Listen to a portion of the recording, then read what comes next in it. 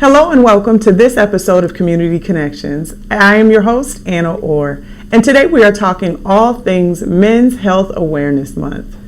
I don't know if you know, but men are twice as likely than women to abuse alcohol. They are also 3 times as likely to deal with antisocial depressive disorders. These are very alarming statistics, as well as having men between the ages of 15 and 32 committing suicide. That is the third largest number of death rates for men in our country. This is affecting us all, and we need to talk about it. Today's guest is Brother Manara of the Cultural Wellness Center. We're going to continue this conversation, so go grab a man, a brother, a neighbor, somebody important to you in your network to sit down and have this wonderful conversation with us.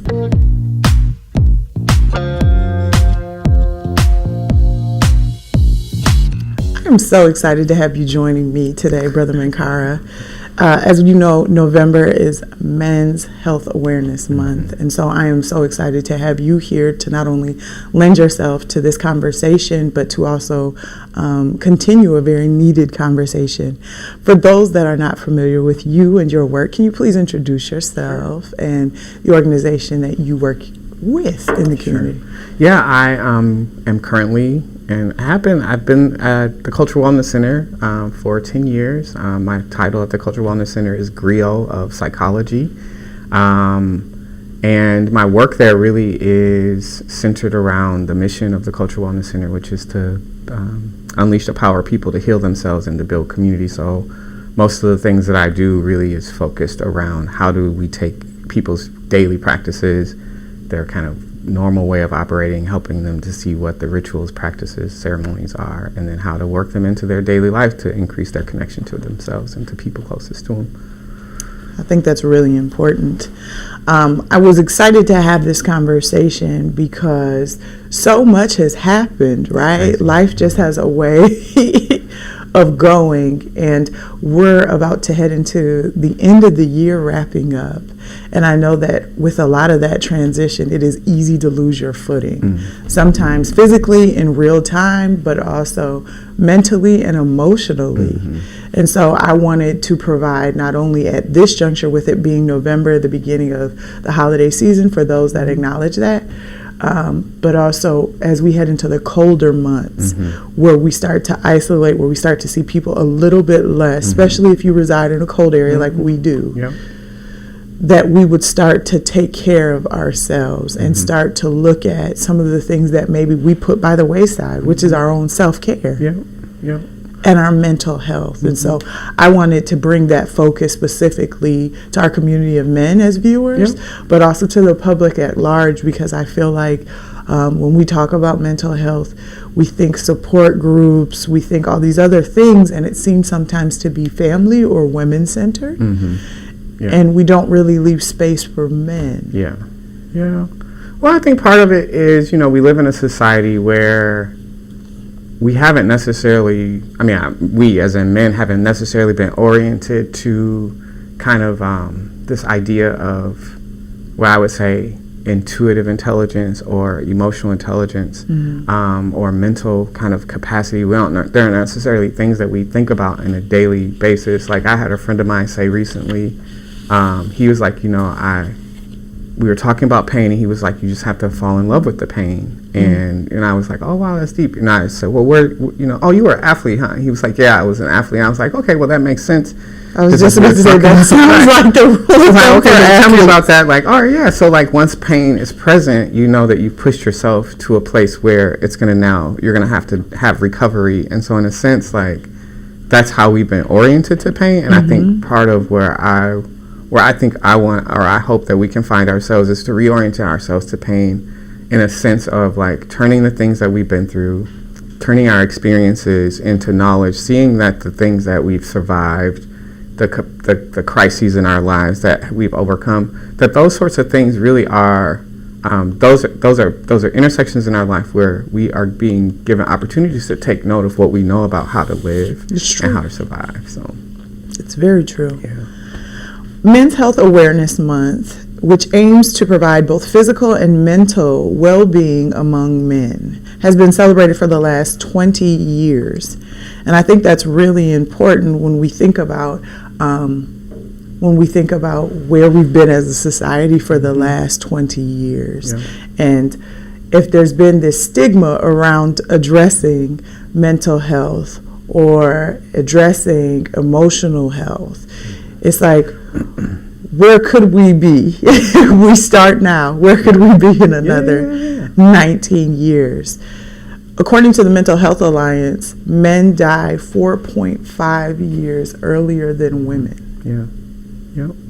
And black people, actually, if you're talking about the larger society, you can take another 10 years off the life expectancy. So that's part of the challenge that I think as we think about like what kind of are the things that we're facing. And so I think part of like what contributes to that is the sense of isolation, individualism, loss of culture, loss of community. That's how we talk about the Cultural Wellness Center. It's this idea that people have been trained. We, as a society, we are oriented to individualism, to think about myself, to think about what's best for me. And I think in most other parts of the world, people actually, when they're thinking about themselves, they're actually thinking about the people who are closest to them. So the self isn't as reduced down to this idea of like I, but actually the self begins to reflect this idea of I as in we. And that's part of, I think, where we have to begin to have the conversation about like, when I think of the question is like, well, what is health or what is mental health? I begin to kind of go to the place of like, well, how do people talk about it from a cultural lens? How do people make sense of it for themselves from that place? Because otherwise, I think we get caught up in what people might say like the pie in the sky ideas, the kind of theoretical ideas about how people deal with pain, stress, trauma, suffering, those sorts of things. And I think there's something to be said about people's everyday experiences and the knowledge that they have. And so part of the work for me is like, I want you to study that. I want people to study their life experiences, and I want them to begin to think about how do they share those life experiences with the people who are closest to them. One, so that I'm not just carrying this stuff by myself, but two, that I can have people in my life, like, my daughters, as I go through things. For example, I have 2 adult daughters, so 26 and 24, and as I think of them, oftentimes I think about my own health and I say, well, I have to do these things because I want to be here for this part of their life. So my oldest daughter got married a couple years ago, so wanting to be a part of that experience, thinking about, well, once people get married, they start wanting to have babies, and so, I want to be there for that part. Or, my youngest daughter, wanting to be in and on the planet, so that as she, buys her first home, or, she recently bought her first brand new car, those sorts, I want to be a part of that. I want to experience that. But part of having an awareness of that is like realizing what is the most important aspects of like life for us. And then when I say us, I'm saying people have to do that for themselves. Like, what are the most important aspects of life?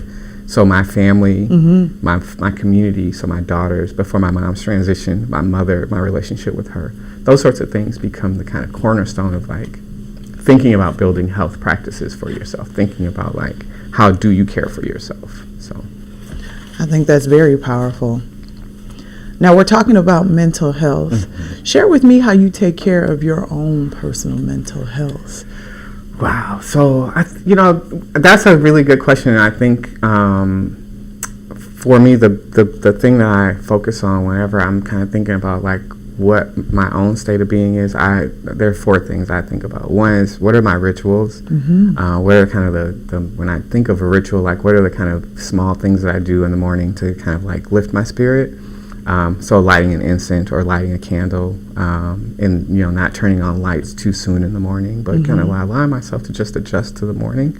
That's a ritual. My practice is like, in the morning time, and I focus a lot of time on morning because morning sets the tone for the day. So, the kind of the ritual of lighting the incense, the practice of like making my bed every day before I start my day, or the practice of putting my clothes out on my bed before I take a shower. Little things that when I talk about them to people, that they go, you think about that? I'm like, I think about those things because when I think about what helped me to have a fulfilled day, I look back and I go, oh yeah, these are all things that may help me have a fulfilled day. And if I practice them over time, I can see the impact of like I remember when I first decided to intentionally make my bed every day, where I wasn't just kind of on robot, like make your bed because your mother told you to. Right. But like, where I got to the place where I was like, oh, I'm going to make my bed because I appreciate at night coming to bed and pulling the sheets back and having that cool experience of getting in the bed. Now, I don't know that everybody appreciates that. I do. That's top tier. I don't care what anybody says. I enjoy that experience. So that, so just think, this is something small that if I practice long enough, it actually becomes part of my daily practice. And when I don't do it, it becomes something I go, oh, what's happening for me today that I didn't make my bed? So it becomes a self-check. So some mornings, I intentionally won't make my bed. I'll go through the day and I'll get back to the bed at the end of the day and be like, oh, why didn't I make my bed? And I'll say to myself, oh, we made the decision not to make the bed because we wanted to have enough time to do this instead of this, because that would be more fulfilling. So I might forego making my bed in the morning to do a little more journaling so I can have a little bit more time at my desk before I start my workday. So those are the sorts of things. So the others are like ceremonies. Ceremonies are things that I think like a larger thing that we do, like so birthday parties. We're entering kind of the holiday season, so forever the holidays are for people, having kind of practices around that. What are the ways that you celebrate the change of the season? So I think when I was thinking about November being the month that we take awareness of men's health, I thought, well, it's appropriate because if you think about the cycle of the season. So you go, well, we're just at the end of the fall equinox, which what fall does for us is that there's this time of like equal light and day. And the closer you get to winter, the longer the days get. And so by the time you get to the 21st, 22nd of December with the equinox or the winter solstice, there's this thing of like, this is the longest day of the year. This is the least amount of sun that we're going to get all year long. And what does that do for people of African heritage in terms of like just our daily need for vitamin D or just our daily need for the sunlight on our face, to be outside, to be in nature? What does that do for us? And how do I prepare myself for that? How do I prepare myself to enter into the dark? Those are the sorts of things that your ceremonies give you things to think about. So celebrating, maybe not necessarily religious holidays, but definitely celebrating, kind of seasonal changes and being able to be conscious of that in the body, to be conscious of that in my mind are very helpful things. And then the last thing is working intentionally to take care of yourself. And when I talk about work, I'm not just talking about kind of the thing that we do to make money, but I'm talking about like the work of, caring for a home or the work of tending to children.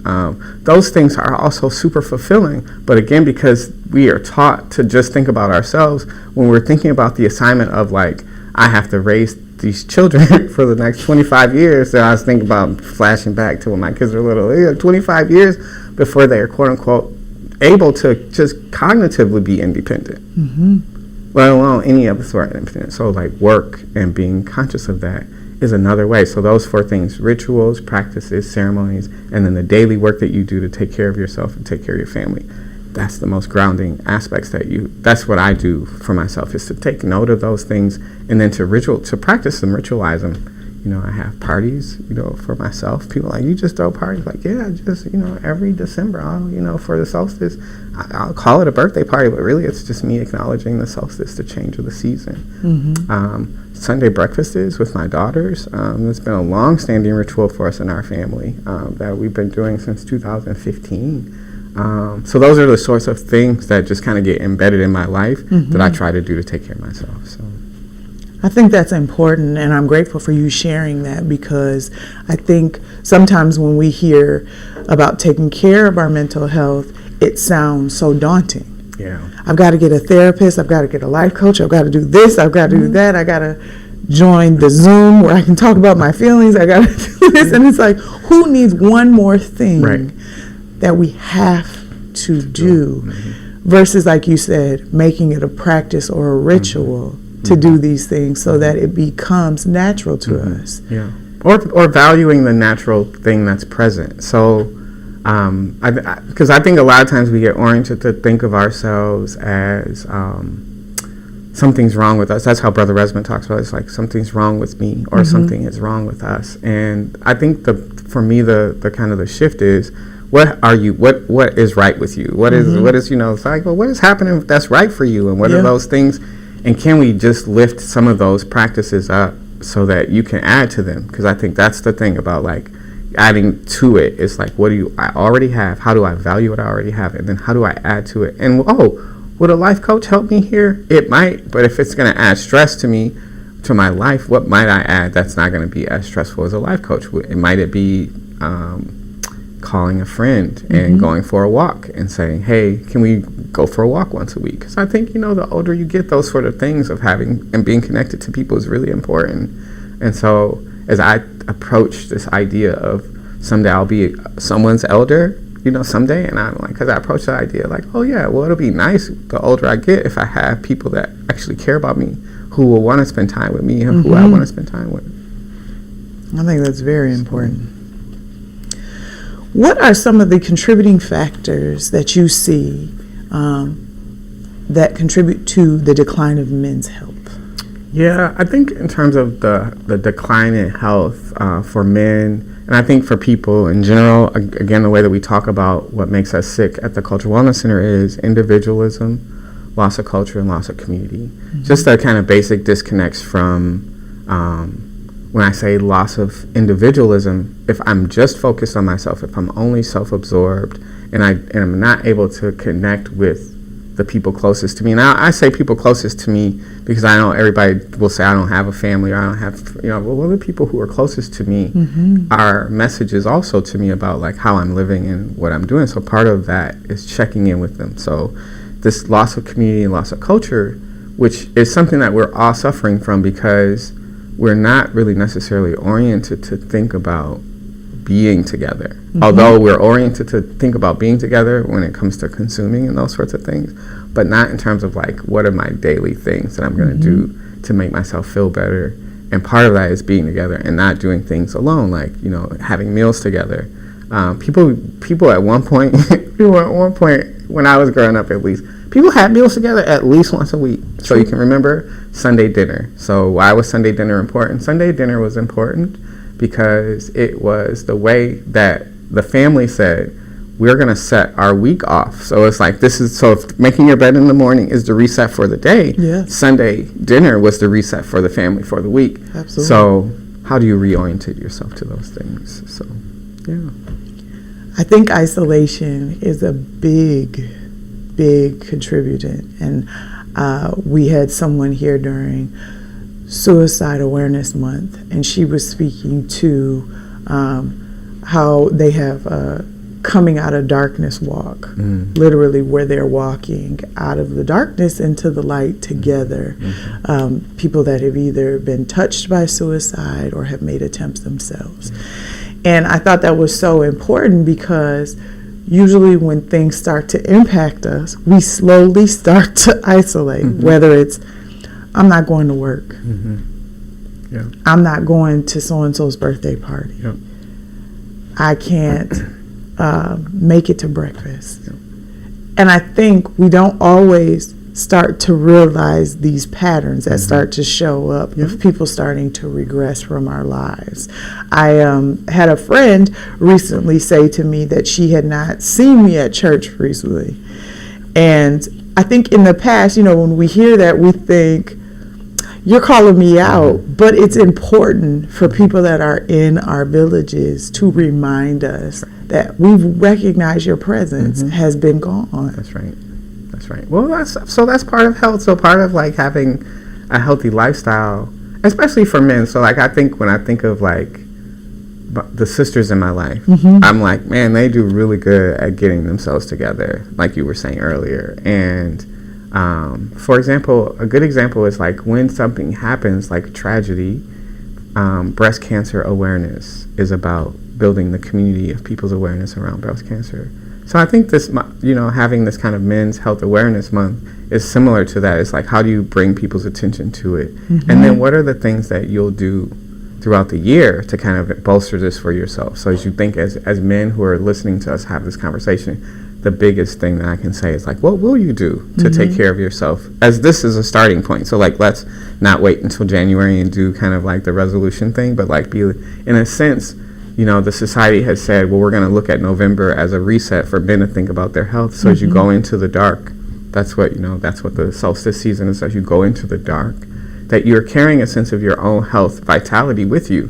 That's what the month is about. It's like checking in with yourself, giving yourself the 30 days to kind of like, oh yeah, before the end of the year, let me make sure that I have all of these appointments set up for myself. You know, I'm lucky again because my birthday is in December. So I get to kind of check myself in December with all of the things that I need to do. So my annual physicals and all of those stuff are aligned with my birthday.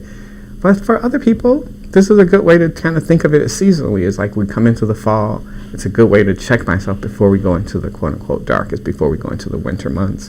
And again, I like that you said, especially here in Minnesota or in the Midwest, because primarily dealing with the seasons in a real way, like, you know, we spend a quarter of our year really in the cold, dark, and it is harder for people to move around. So what are the things that I'll do that I'll have set up for myself so that I don't have to feel the kind of full brunt of the coldness, you know, because that's what winter produces, is this cold, isolated self. And I want to have warmth and friends, and I want to be around people and be really conscious of, like, if I can develop a practice during the winter, during winter activities or whatever the thing might be, then the same thing is true for me as I move into spring and as I move into summer again. So I get myself on a cycle of kind of thinking about my health. I was watching something not too long ago, and a lady was sharing her plan to combat seasonal depression. And she was saying how she has to use a salt lamp and make sure she's taking this supplement and this to keep her body regulated so that she doesn't start to recognize the slump. And I was thinking to myself when we were talking about men's health, I said, I wonder how many men don't realize there is a shift in their mood. Yeah. Well, I mean, again, so during this time. Well, it's interesting because, again, I think, like, for me, so I'm intrigued with kind of like the moon and the sun and a relationship with these kind of heavenly bodies. So all right, so let's just say that the body's in sync with the cycles of the moon, which is a 28-day cycle. For a lot of women, because they have their moon cycles that happen in a 28-day cycle, they can be more conscious of kind of like, because there's a physical reaction to what is happening in the cosmos or on the planet. Men, however, don't necessarily have the physical thing, but as we study ourselves in relationship to the moon, so I've been doing this thing for the last year, so I study myself in relationship to the cycles of the moon. I go, oh, in a 28-day moon cycle, I really do see the ways in which my energy ebbs and flows, and how, you know, at the waxing, how I can have extra energy, and at the waning time, where I do feel myself feeling emptier and having less energy. But just, again, it's one of those things where I think when we're talking about our health, we aren't necessarily just talking about our physical bodies. We're also talking about our bodies, our consciousness in relationship to just to the planet, to the moon. So if the moon pulls the water from the shores, you know, then what happens to the water in your body? How do you manage that same kind of pulling that's happening? Because it's happening to all life. I think that's a beautiful way to think about it. How are you navigating that? I think that's very important. Now, currently 6 million American men suffer from depression. What do you think about when you hear a number that large? Yeah, I think it's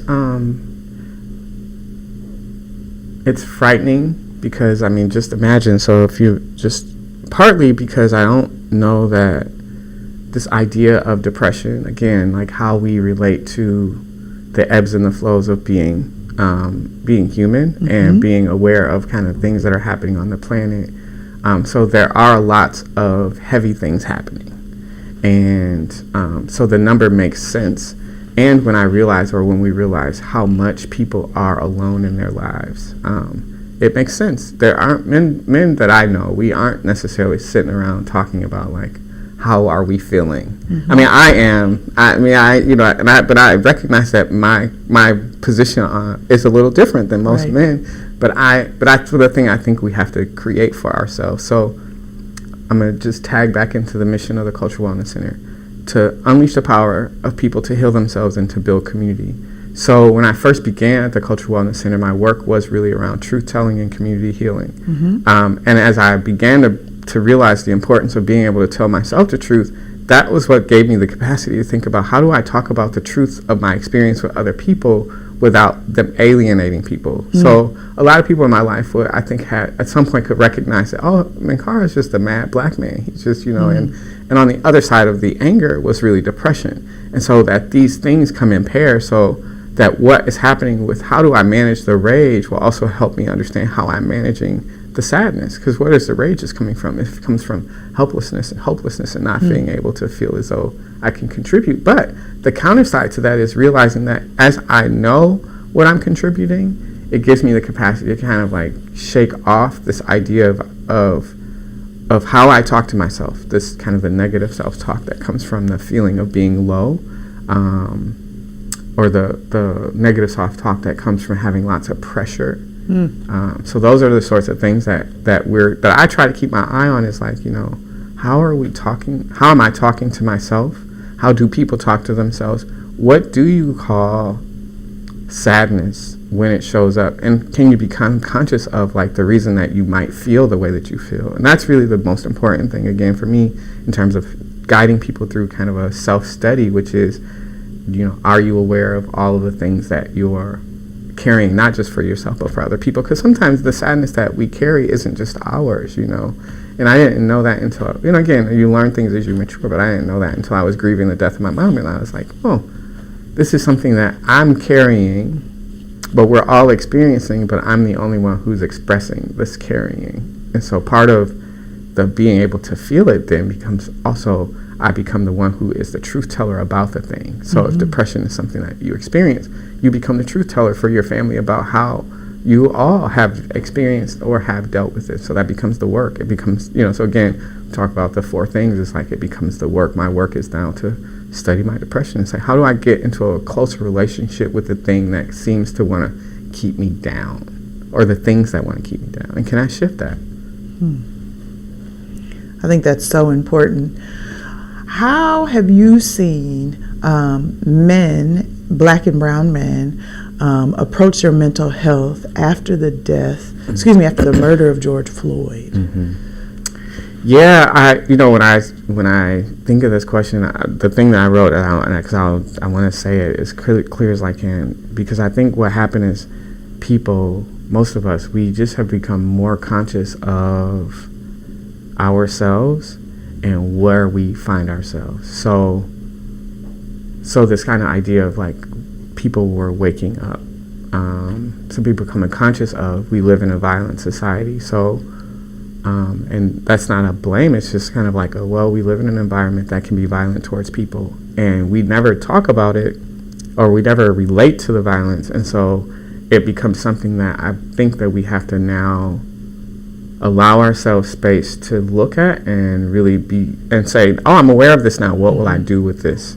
And what will I do with it in order to kind of change the environment for myself? So I'm not going to join the police force. So that's not going to be my response. But my response to what do I do with this, and what I think a lot of people are responding to it, which is, how do we come together? How do we create spaces for ourselves to be together? And how do we do this in a way that we no longer feel alone? And so that's what I've seen the uptick in. It's like people actually taking responsibility and ownership and doing things.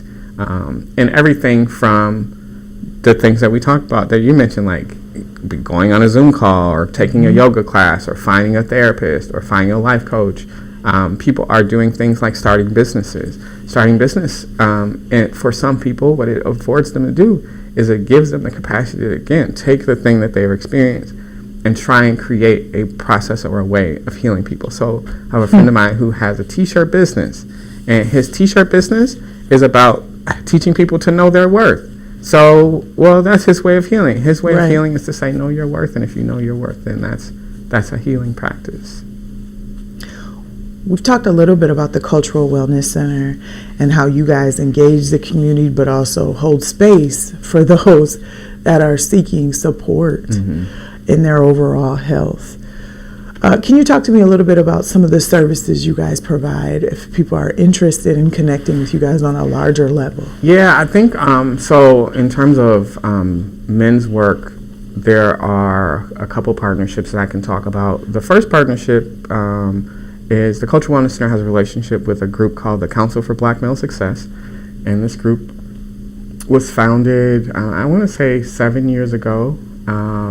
And as a result of their work, their mission really is to work with boys and men, boys between the ages of, I think, starting at 8 and working with men, I think, to the age of 32. So that's a kind of a very specific age group. But their work really is, at this point, we've been really centered around how do you create spaces where brothers can come together and learn about what has happened to our people in a way that allows them to take action in a positive way about, like, oh yeah, we've experienced these things. What will we do with this now that we know it? And so we host a rites of passage with those guys. So the Counselor for Black Male Success can be reached at, I think it's cmbsmn.org. Okay. So that's one place that people can go if they're interested in kind of like connecting with other black men who are working. Other places that I think the Cultural Wellness Center, the work that we do in terms of creating space for men to heal. Also, I've been working with North Point. North Point Health and Wellness is another place where I think they have a program called the African American Men's Project. So people can contact the African American Men's Project, North Point.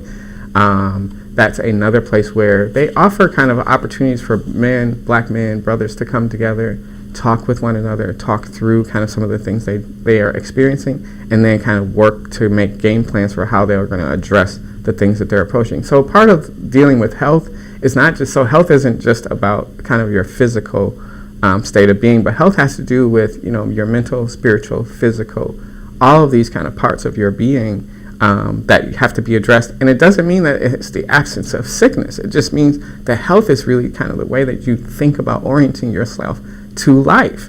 So in order to orientate yourself to a healthy life, you have to orientate yourself to health. So that means eating right, sleeping right, exercising, all of those things that we have to do regularly. And I think being in contact with groups like the Council for Black Male Success, or being in contact with a group like African Americans Men's Project, again, it brings you out of isolation, puts you in relationship with other people, and gets you to kind of thinking about, how will I do my work in the community? So.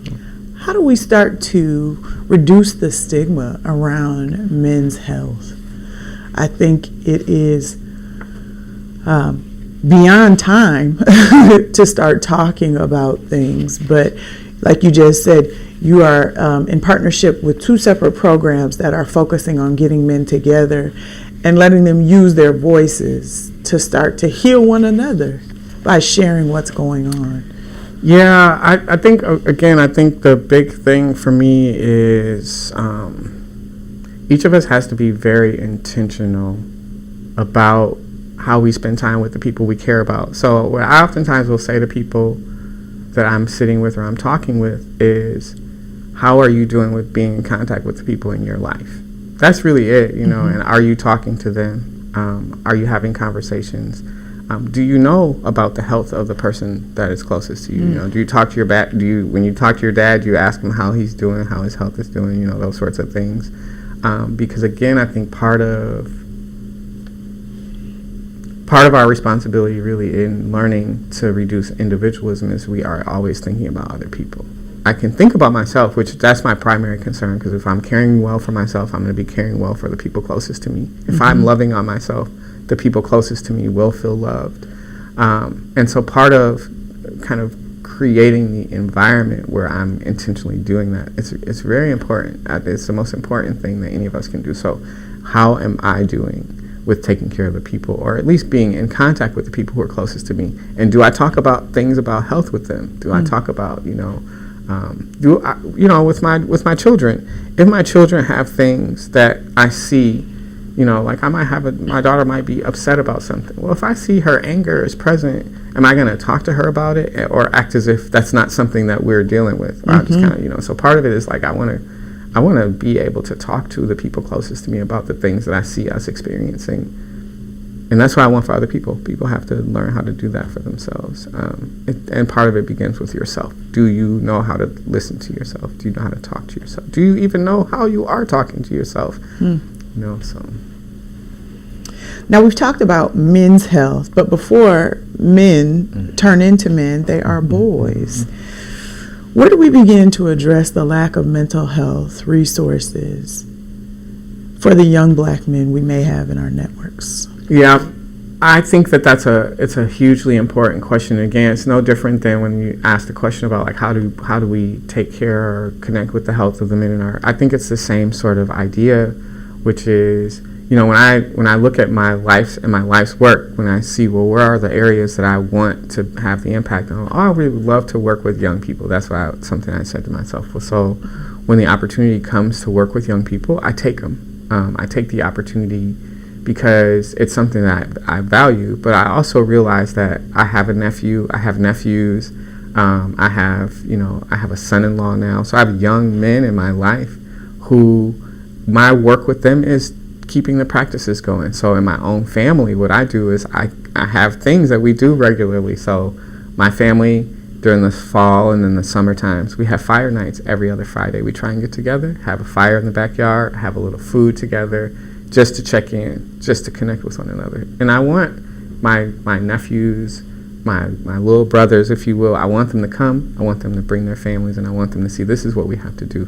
Regular kind of things that are tapped in. So I think that that's what I will ask people who are in our networks to do, is to think about like, what are the things that you're doing on a daily basis that are an opportunity for you to connect with the young people who are in your network, who are in your life. Is there an opportunity that we're missing, you know, and are we thinking too big sometimes? Like, you know, I want to have this big thing for people. Well, I'm just going to have this small breakfast for the 7 people in my life, and I'm going to feed them every once a month because I want us to have an opportunity where we're just sitting and talking about how are you doing really though, you know, for real life, really though, how are you doing?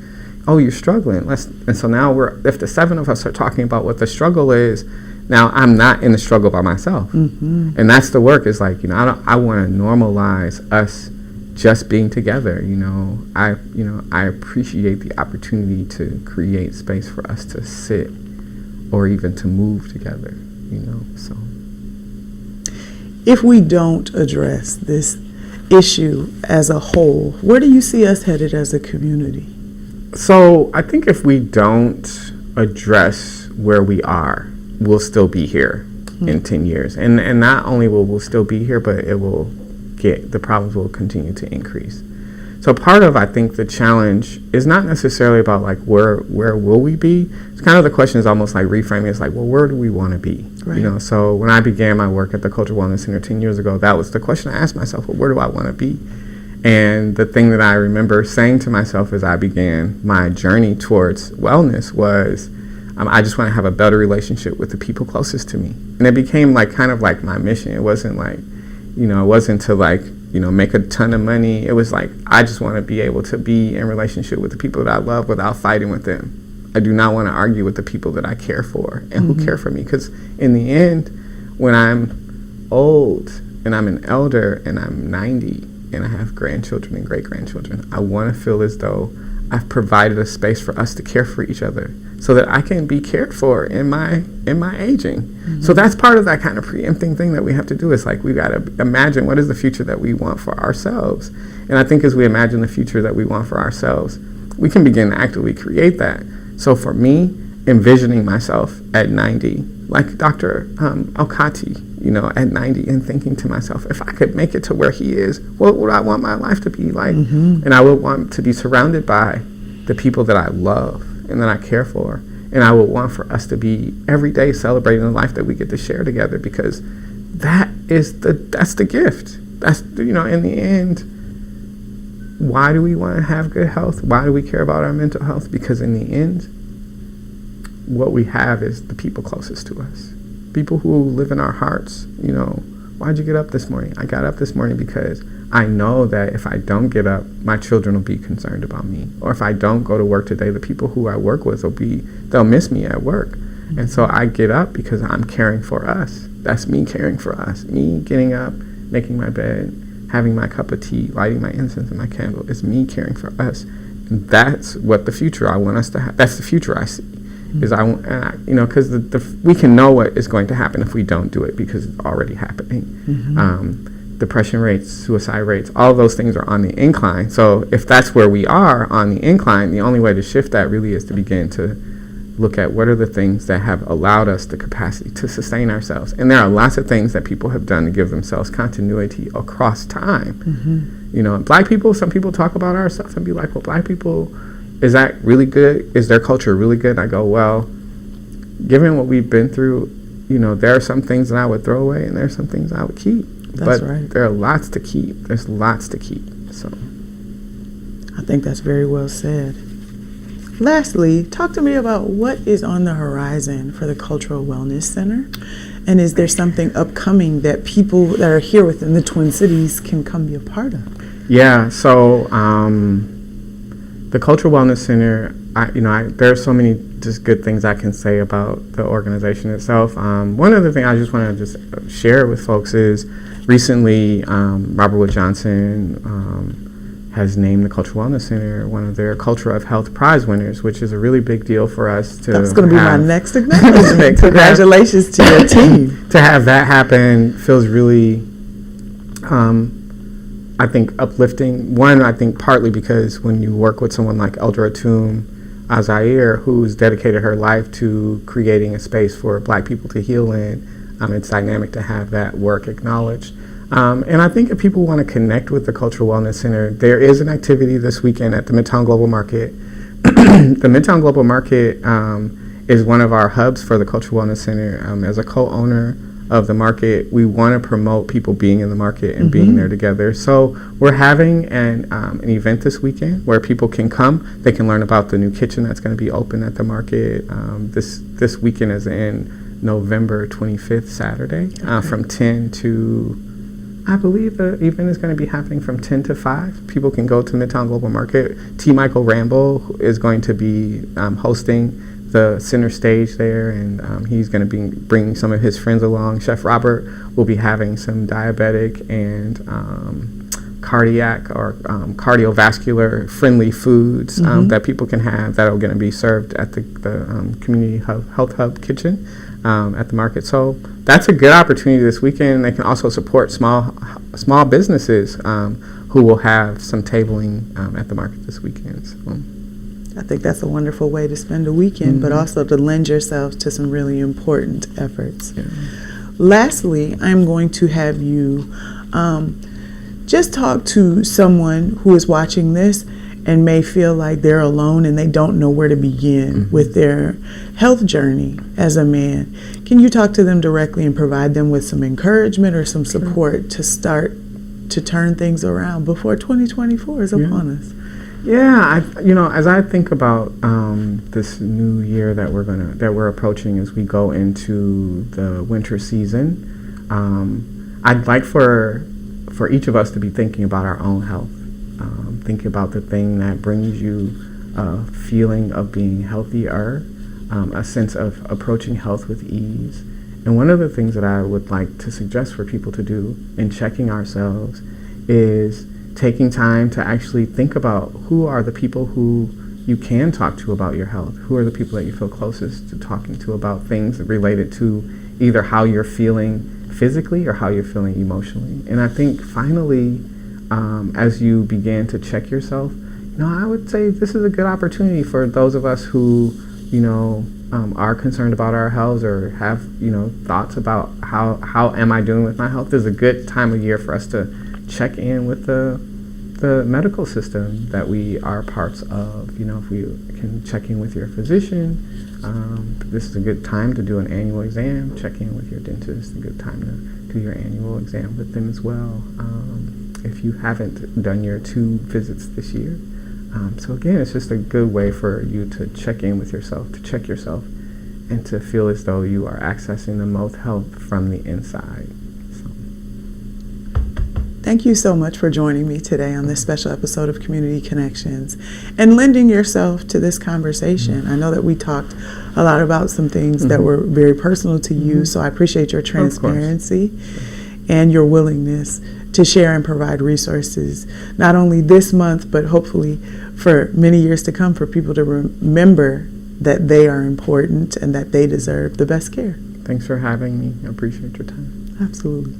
Unfortunately, that is all the time that we have for this episode of Community Connections. As always, I am Anna Orr, and I look forward to connecting again with you soon. It is my hope that something that has been said today challenges you to take your health seriously so that you are able to be around for those that you love. this is a wonderful time of year, but this is also a very difficult time of year. And it is my hope that you plug in with those that are important to you and that you take care of yourselves and each other.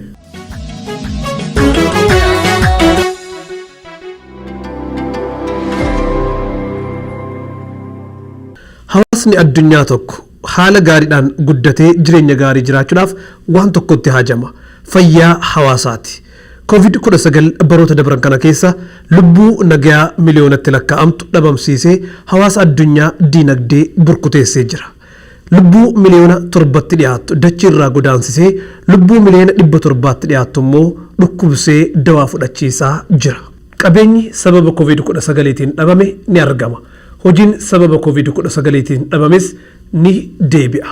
Daldalli cufames ni banama. Daandiiwwan cufaman hundis ni banamu. Manneen jireenyaa, manneen amantaa, manneen nyaataatis deebi'anii banamu.